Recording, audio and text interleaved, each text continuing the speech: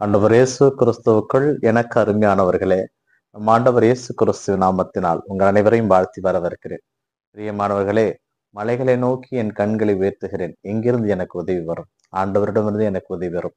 நம்பிக்கையோடு நாம் கடவுளம் கேட்போமானால் கட்டாயம் அவர் நமக்கு கொடுப்பார் என்ற நம்பிக்கையோடு இன்றைய வார்த்தை பகிர் நிகழ்வுக்குள் நாம் கடந்து செல்வோம். இன்றைய முதல் வாசகமாக தொடக்க நூலிலிருந்து நமக்கு முதல் வாசகம் கொடுக்கப்பட்டிருக்கிறது. இதிலே நோவாவோடு பேழையில் சென்ற அத்துணை உயிரினங்களோடும் மனிதரோடும் கடவுள் உடன்படிக்கை செய்து கொள்கிறார். தந்தையாம் கடவுள் ஒரு உடன்படிக்கை மேற்கொள்கிறார். அந்த உடன்படிக்கையிலே இனி வெள்ளப்பெருக்கினால் சதையுள்ள எந்த ஒரு உயிரும் அழியாது, அதற்கு நான் சான்றாக எனது வில்லை நான் வானத்தில் வைக்கிறேன் என்று கடவுள் உடன்படிக்கை மேற்கொள்கிறார். இதிலே மண்ணுலைகள் இருக்கின்ற அத்தனை உயிர்களோடும் நான் உடன்படிக்கை மேற்கொள்கிறேன் என்கின்றார். மண்ணுலர் இருக்கின்ற மரம், செடி, கொடிகள், இரத்தம் இருக்கின்ற அத்தனை உயிரினங்களும் அத்தோடு கடவுள் உடன்படிக்கை மேற்கொள்கிறார். இரத்தத்தை பச்சையாக உண்ணக்கூடாது, அப்படி உண்ணும் பட்சத்திலே அதற்கு நான் கணக்கு கேட்பேன் என்று சொல்லுகிறார். இதை நாம் கவனிக்கின்ற பொழுது கடவுள் மனிதன் மீது கொண்டிருந்த நம்பிக்கையும் அவன் வாழ்வு பெற கடவுள் அனைத்தையும் பயன்படுத்திக் கொள்ளுங்கள் என்கின்ற ஒரு உரிமையும் கொடுக்கின்ற பொழுது அவர் தாயன்போடு அந்த மக்களை கண்ணோக்குகிறார் என்பதை நாம் கவனிக்கிறோம். நோவாவிடம் அவரோடு இருந்தவர் புதல்வர்களிடமும் இந்த மண்ணுலகை பழுகி பெருகி நிரப்புங்கள் என்று சொல்வதோடு இல்லாமல் மீண்டுமாக 7வது வசனத்திலையும் இதே வார்த்தையை சொல்லுவார், மண்ணுலகில் பழுகி பெருகுங்கள் என்று. பிரியமானவர்களே, நாம் கடவுளுக்குரியவராக வாழ்வோமானால் கடவுளுடைய வார்த்தையை நமதாக்கி கொண்டு வாழ முயற்சி செய்வோம். இன்றைய நற்செய்தி வாசகம் ஏறத்தாழ நாம் சிந்திக்க கடமையுள்ள ஒரு வாசகம். எந்த அளவிற்கு என்றால், ஆண்டவர் தம் பணியை செய்து கொண்டே வருகிறார். செசரியாக இந்த கலிலியா கடற்கரை ஓரமாக வந்து கொண்டிருக்கிறார். அப்பொழுது சீடர்களோடு பேசிக்கொண்டே வருகின்ற பொழுது மக்கள் என்னை யார் என்று சொல்லுகிறார்கள் என்ற கேள்வியை இயேசு தன்னுடைய சீடர்கள் மத்தியிலே கேட்கிறார்கள். அப்பொழுது ஒருவர் மாற்றி ஒருவர் பதிலை சொல்லுகிறார்கள். உம்மை திருமுழுக்கு யோவான் என்று சொல்லுகிறார்கள். திருமுழுக்கு யோவான் என்றால் இயேசுடைய போதனைகள் அப்படி இருந்தது. அப்போதுதான் திருமுழுக்கு யோவான் இறந்து போனார். ஒருவேளை அவராக இருக்குமோ என்று மக்கள் மத்தியிலே அந்த பேச்சு இருந்த பொழுது, ஒருவேளை இவர் திருமுழுக்கு யோவானாக இருப்பாரோ என்று பேசிக்கொண்டதாக சீடர்கள் சொல்லுகிறார்கள். ஒரு சிலர் நீர் எலியா இறைவாக்கினர் என்று சொல்லுகிறார்கள். ஏனென்றால் இவர் செய்த அருமடையாளங்கள் அத்தனையும் பழைய ஏற்பாட்டிலே எலியா தீர்க்கதரிசி செய்திருப்பார். அதனால் எலியா மீண்டும் வந்திருப்பாரோ என்பதனால் எலியாவாக இருக்குமோ என்று பேசியதாக சிலர் சொன்னார்கள். மற்ற சீடர்கள் சொன்னார்கள், இறைவாக்கினர்கள் யாரோ ஒருவர் என்று சொல்லுகின்ற பொழுது இயேசு கிறிஸ்து ஓகே, இவர்கள் இறைவாக்கினர் யாரோ ஒருவர் என்பதை புரிந்து கொண்டிருக்கிறார்கள், அதுவரை நலம். இப்பொழுது இயேசு மீண்டுமாக அதே கேள்வியை தன்னோடு உண்டு உறவாடி உறங்கிய தன்னோடு இருக்கிற தன் சீடர்களை பார்த்து கேட்கிறார். நீங்கள் நான் யார் என சொல்லுகிறீர்கள்? இந்த கேள்வியை கேட்ட பொழுது ஒருவர் கூட வாயை திறக்கவில்லை. பேதுரு மாத்திரம் ஆண்டவரே நீர் மெசியா என்று சொல்லுகிறார். மார்க் நற்செய்தியாளர் இதை அப்படியே பதிவு செய்திருக்கிறார். ஆனால் இதை நாம் யோவான் நற்செய்தியிலே வாசிப்போமானால் அந்திரேயா தனது சகோதரரான பேதுருவிடம் சொல்லுவார், நாங்கள் மெசியாவை கண்டோம் என்று. அதன் பிறகு பேதுருவை அவரிடம் கொண்டு போய் அவருடைய சீடராக மாறுவார்கள்.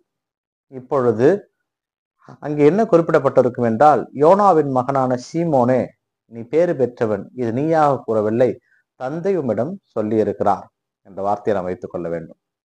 பிரியமானவர்களே, இயேசு கிறிஸ்து இது சொன்ன பிறகு இவர்கள் மெசியா என்று புரிந்து கொண்டு விட்டார்கள். தெரிந்தோ தெரியாமலோ பேதுரு ஆண்டவர் இயேசு கிறிஸ்துவை மெசியா என அறிவிக்கிறார். தானியேல் புத்தகத்திலும் 7வது அதிகாரத்திலும் மானிட மகன் யார், அவர் எவ்வாறு துன்பப்பட வேண்டும் என்பதை பற்றி குறிப்பிடப்பட்டிருக்கும். இந்த இடத்திலே மானிட மகன் தனது துன்பத்தை பற்றி அறிவிக்கிறார். இவர் மெசியா என்று சொன்ன பொழுது, ஆம் மெசியா, மெசியா என்றால் கடவுளுடைய வல்லமை பெற்றவர், கடவுளுடைய மகன். அப்படியானால் இவர் நமக்காக போர் புரிந்து வெற்றி பெறுவார் என்ற எண்ணத்தில் இருந்த அவர்களுக்கு இயேசு கிறிஸ்து இங்கே சொல்ல விரும்புவது, மானிட மகன் பலவாறு துன்பப்படவும் மூப்பர்கள் கையிலே அகப்பட்டு சிதைக்கப்பட்டு சிலுவையிலே அறைந்து கொள்ளப்பட வேண்டும் என்று சொல்லுகிறார். இது மார்க் நற்செய்தியாளர் ஒரு முறை அல்ல, ஏறத்தாழ 3 முறை பதிவு செய்திருப்பார். 8வது அதிகாரம் 31வது இறைவார்த்தையிலும், 9வது அதிகாரம் 31வது இறைவார்த்தையிலும், 10வது அதிகாரம் 33வது இறைவார்த்தையிலும் மானிட மகன் தனது மரணத்தை பற்றி முன்னறிவிப்பார். இத்தனை முறை அவர்களுக்கு முன்னறிவிக்க காரணம் என்ன? அவர்கள் மனதிலே மெஸ்ஸியா என்பவர் யார் என்பதை ஒரு எண்ணமாக வைத்திருந்தார்கள். இந்த நேரத்தில் தான் இயேசு கிறிஸ்து தன்னுடைய மரணத்தை முன்னறிவிக்கிறார். அப்பொழுதுதான் பேதுரு ஆண்டவரை கடிந்து கொள்கிறார். ஆண்டவரே, தனியாக கூட்டு போடு. தனியாக இயேசுவை கூட்டிக் கொண்டு போய் பேதுரு சொல்லுவார், ஆண்டவரே, இது உமக்கு வேண்டாம்.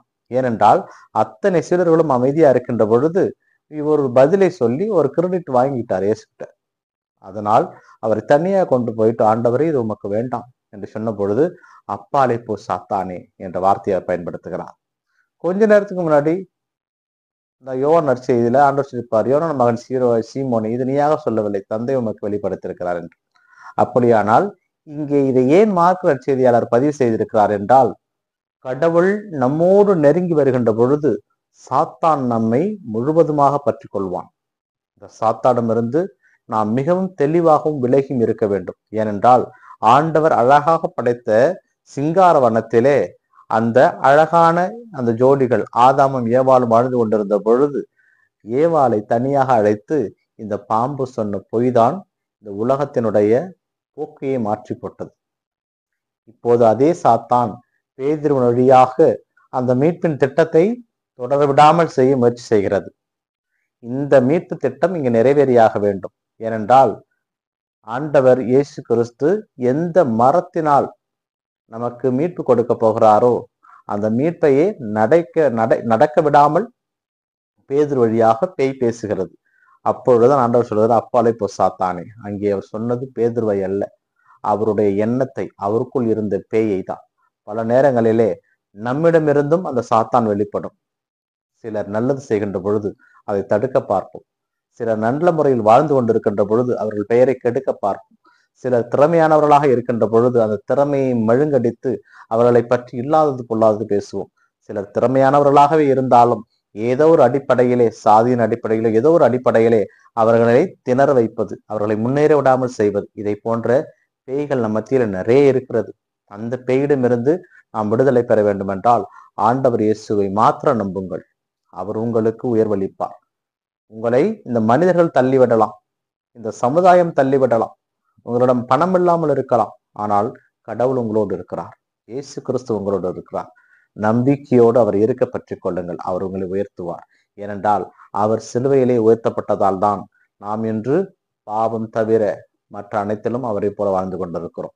பிரியமானவர்களே, அப்படிப்பட்ட ஒரு வாழ்க்கை வாழ்வதற்கு தேவையான ஆசி வேண்டி தொடர்ந்து செவிப்போம். இந்த நாள் உங்களுக்கு இனிய நாளாகவே அமையட்டும். இறைவன் இயேசு என்றென்று வாழ்த்த பெறுவாராக. ஆமென்.